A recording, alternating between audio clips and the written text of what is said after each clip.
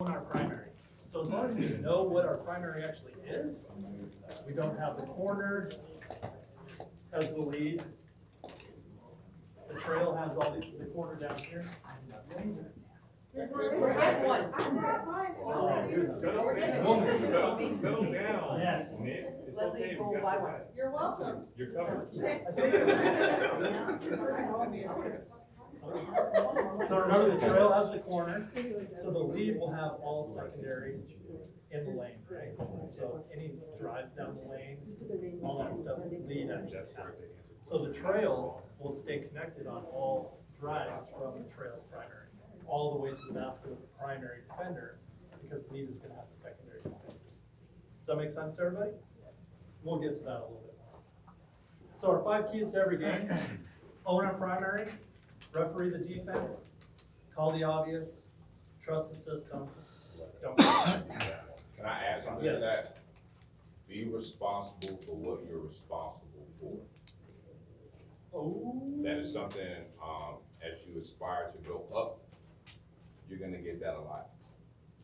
That was added maybe 6 years ago by another referee at a higher level, and it's now triggered now. Be responsible for what you're responsible for. Give that man a ticket. I don't need one. Oh, no, you're leaving us. I'm retired last Carolina. Oh, there you go. But You need one? that's exactly what owning your primary is, right? Be responsible for what you're responsible for. All right, we kind of did this exercise. I had them a little out of order, but that is what it's supposed to look like.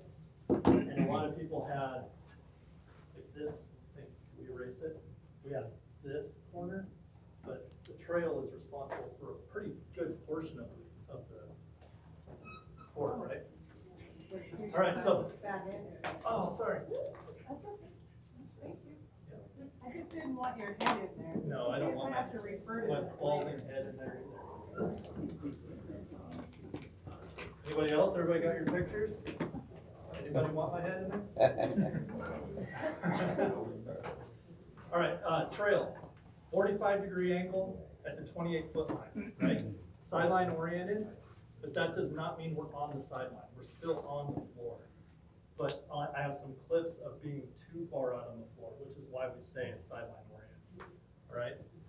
10 and 2 always is trail. So we have 10 players and 2 partners in our field division at all times, which is why we have that 45-degree angle, right? I can see Ivan over here, and I can see Karen over here, just by standing at a 45-degree angle, and I can see both, right? Trail to play, yes. So, two-person, the trail sometimes has to come out Yeah. on the court. Have you seen situations where sometimes in 3-person, I do a lot of 3 as well, but Uh-huh. sometimes, occasionally, you might have to come a little more on it. Yes, and I was trying to find a good play for this.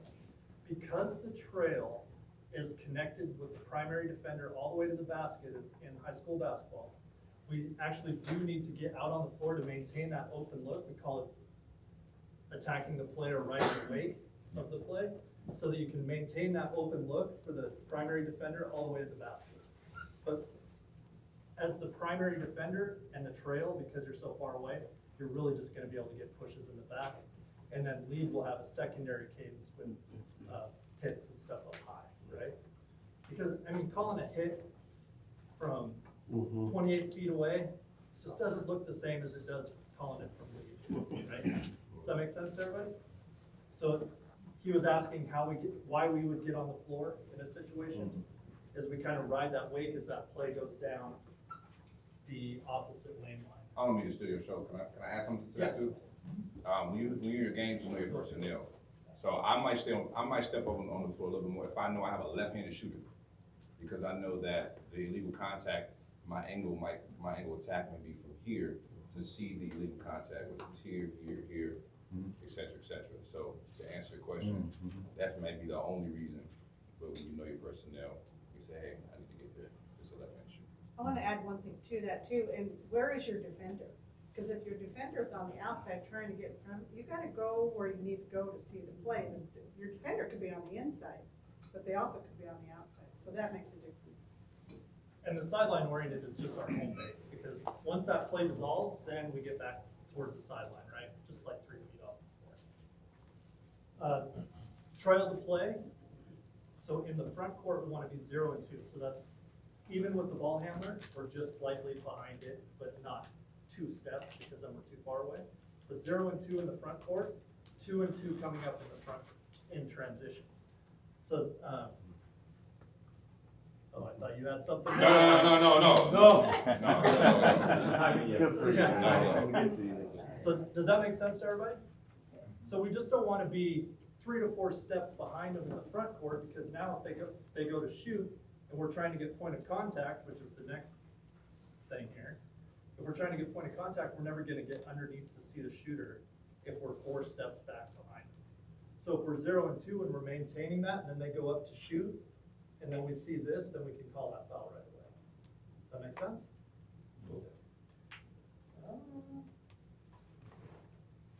And I touched on the drives to the basket. Sorry, what POC? Primary. Point of contact. Yeah. Point of contact. Matt, from Sedona. I was given the tip that on inbounds from the backcourt, that you, as new trail, you should wait until the ball gets to the free throw line on that side before you come out. Yeah, and I've been bitten on that, 100 times you'll stay out of bounds, and then that one time you step in, and then they steal the ball, and now you're like in the way. I got one of those last. It just looks so much better when they steal the ball, you're still out of bounds, you're like, oh yeah, good play, and you're just standing in the same spot. It just looks so good, like you knew what you were doing. But yeah, I like that too. It's more of a philosophy thing in the Northwest, but it's good. Point of contact is elbow to wrist. That's the point of contact. So a lot of times, because they're shooting here, they only really get the elbow, but you can see that elbow flick and stuff. Is that where you were asking, or was it? Okay. So here's a play, and it's not exactly what I was looking for, but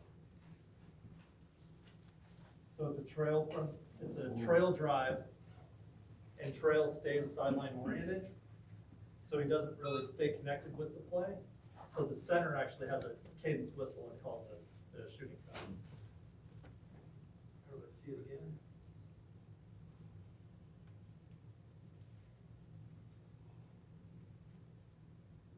Sorry.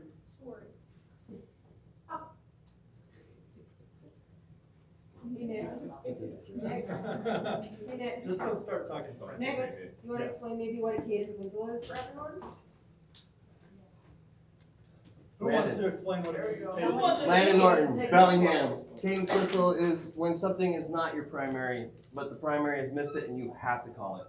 So you take a beat, if they're not gonna call it, I call it an ooh call. Yeah. The crowd goes ooh, like everybody saw that, and that guy didn't call that. Holy shit. I gotta call it. Thank you. Also, is there a way to hear the whistle? Is there audio? No. Like where it comes in? Okay. No. I brought a Bluetooth speaker. I'll give it to you tomorrow.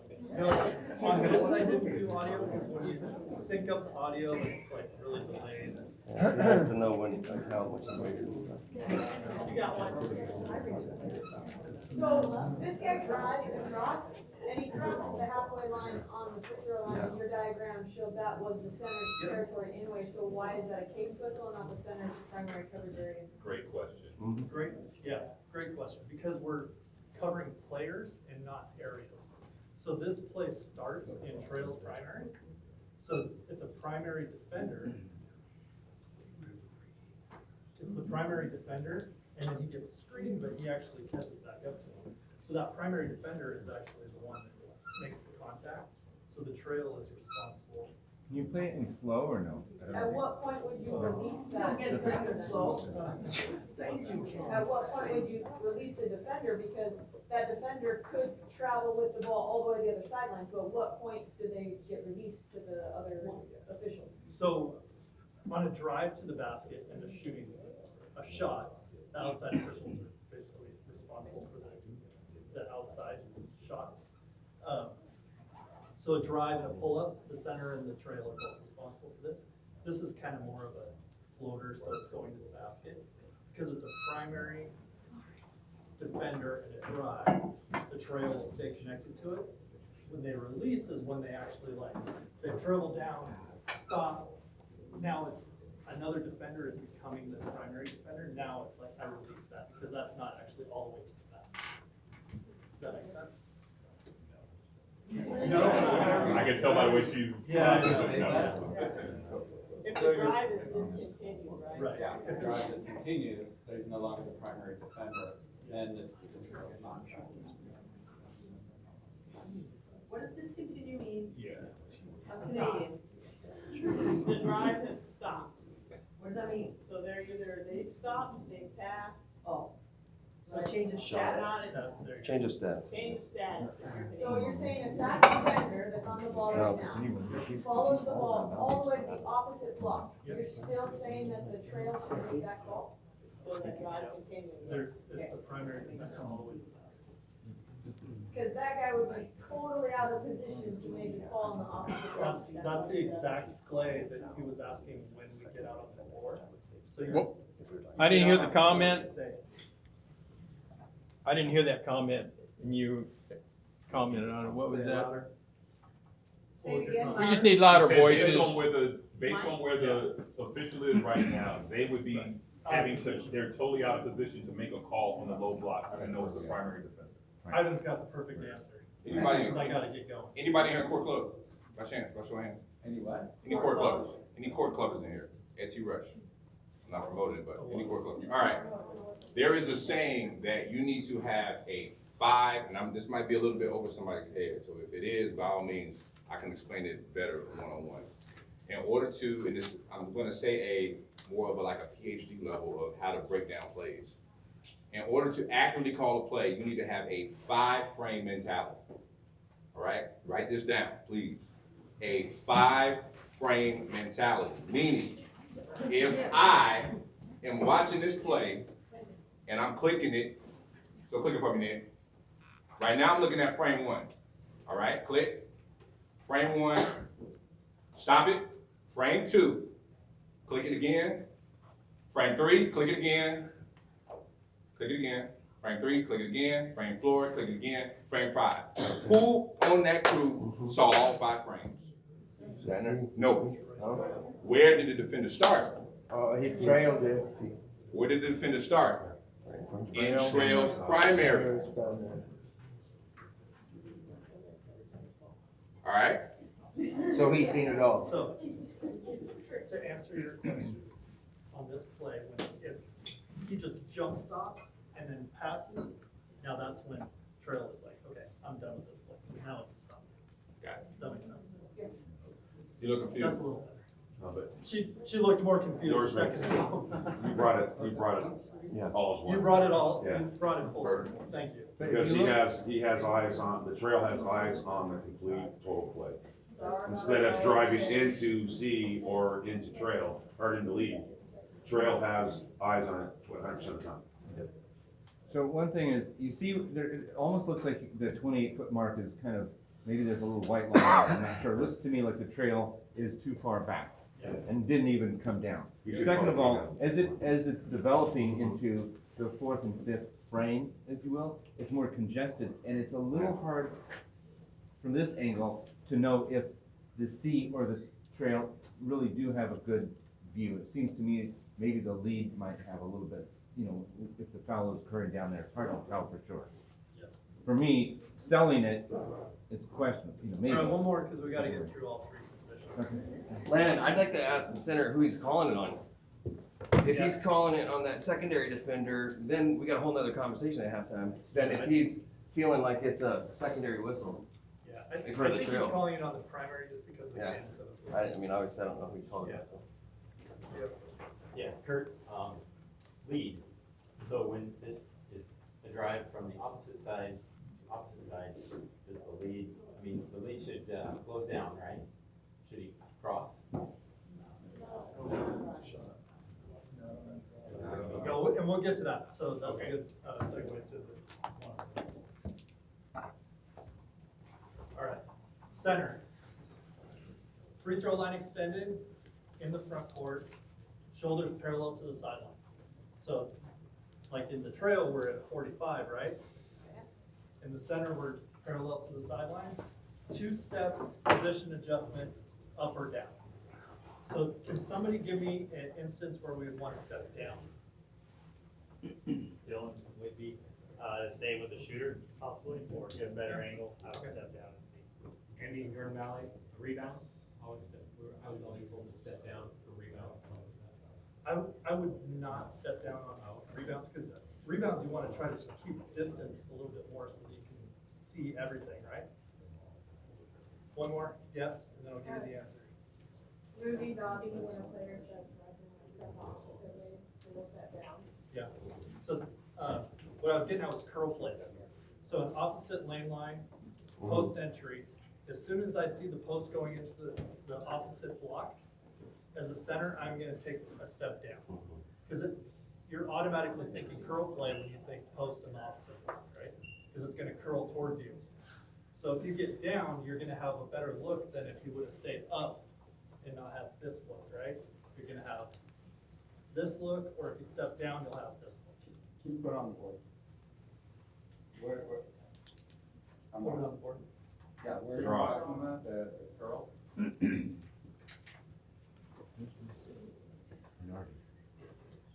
So the block right here, Yeah. near the center. So when the ball comes into the opposite block, they're gonna curl this way, which is a curl play. Got it. So if you step down, you're gonna have more of this look rather than this. Perfect. Does that make sense? Yep.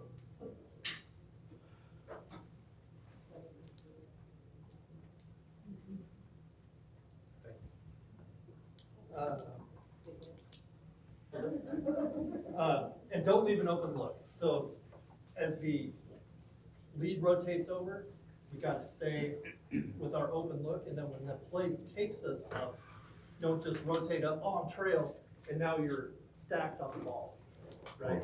So as the lead comes over, just stay with that matchup. We can have 2 centers for just a short amount of time, and then get back up to trail, get to your 28. All right. I'm gonna skip most of everything else, but. So it's not really, this is the nuts and bolts. We'll lead 45-degree angle to the end line with your shoulder. So same as the trail, but we're gonna maintain that 45 even as we try to rotate so that we can stay open to the court, okay?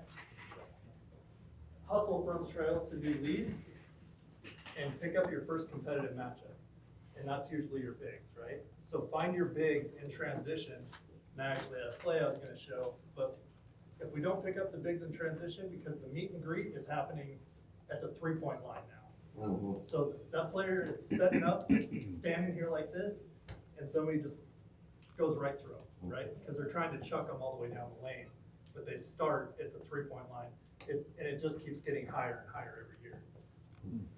As the lead in transition, the ball is coming up your third. So if the ball is being inbound on this, say there's 3 thirds here, your third, go to wide. If it's the middle or opposite third, go to close down. The reason being, if the ball settles on the opposite side, then we're already at close down to be able to rotate. If we start out at wide all the time, then we're 3 steps away from, now we're late in the rotation. Can I add something to that? Staying wide doesn't mean like all the way by the 3-point line. No. Staying, I like what it says, but I just don't like the terminology. Wide, half the distance between the lane line and the end line. Write that down, please. Trail the lead, if it comes to your third, half the distance between the lane line and end line equals staying wide with the ball. You mean the 3-point line instead of the end line? The sideline, excuse me, the sideline and the lane line. Okay. My apologies. Half the distance between the sideline and the lane line. And the reason being is because if it's in your third, you have that matchup or coverage area. Also, if there's a quick pass, a couple of steps, you're in close down, or you may have the ability to go ahead and to start the rotation. But it's harder for you to get to a rotation from way out. You know what I mean, from extremely wide, and then it's a possibility that we put our crew in a bad spot to miss a play. And 99% of the courts that we're gonna work on have a volleyball line. So that's pretty much the line. Correct. That he's talking about. And then mirror the ball. So as the ball goes over to the opposite side, we're going to close down, settles. Now we're rotating across. Now we have an immediate shot, drive, or pass. I haven't cleared the other lane line, I can always go back, right? So until you've cleared that other lane line and you completed your rotation, and there's one of those three immediates happen, stop, get to your, if it's a rebound, get to your secondary defender, get to your primary on that play. So if it's a shot, you have strong side rebounding. If it's a drive, you have the secondary defender. So if you stop and you're like a foot into the lane, you're basically in a pinch. Referee that secondary defender, the play goes away, and then you can get back to your side, right? All right, I had some other stuff for you, but I ran out of time. What do you want, Nick? Any questions? Good. If you guys come up with questions, just write them down, you Yeah, can write 'em ask down. them later. Yeah. They'll be on a court, but we got a lot of stuff to go through. There's a lot of